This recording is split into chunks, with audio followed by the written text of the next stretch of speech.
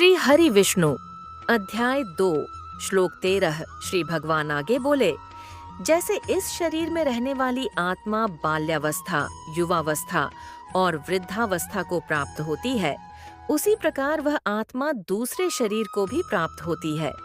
इस विषय में धीर पुरुष मोहित नहीं होता। अर्थात यह श्लोक आत्मा के अमर होने का सबसे सरल और व्यावहारिक उदाहरण देता है। मृत्यु कोई अंत नहीं, बल्कि एक देह से दूसरी देह में प्रवेश है। इसलिए जो विवेकशील है वह मृत्यु से भयभीत नहीं होता, न ही शोक में डूबता है।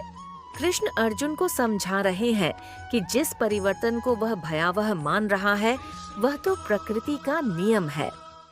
अध्याय 2 श्लोक 14 हे कुंती पुत्र अर्जुन, इंद्रियों के विषयों के संपर्क से शीत उष्ण सुख दुख की अनुभूति होती है। ये सब आने जाने वाले और अनित्य हैं, इसलिए हे भारत उन्हें सहन करो।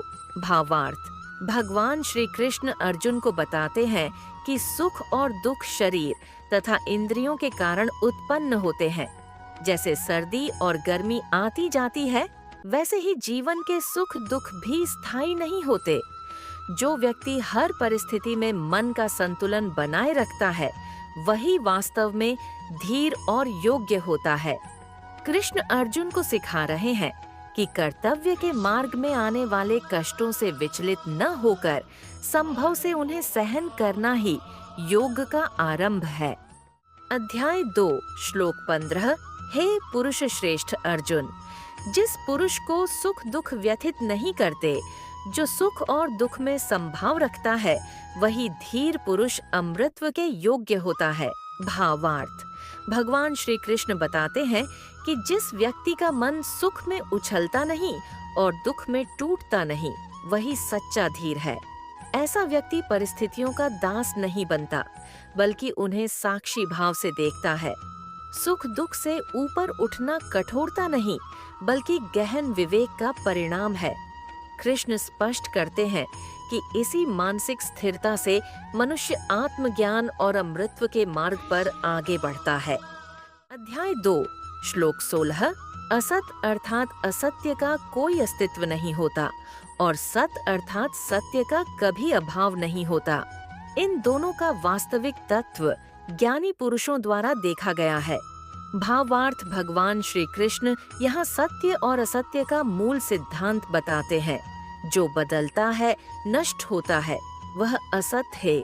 जैसे शरीर जो कभी नष्ट नहीं होता, जो हर परिवर्तन में स्थिर रहता है, वह सत है। जैसे आत्मा। ज्ञानी व्यक्ति इस सत्य को समझकर शोक और भय से मुक्त हो जाता है, क्योंकि वह जानता है कि नाशवान देह के नष्ट होने से अविनाशी आत्मा पर कोई प्रभाव नहीं पड़ता।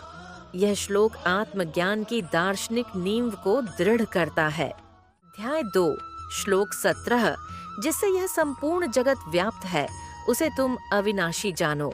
उस अव्यय नाश रहित तत्व का नाश कोई भी नहीं कर सकता।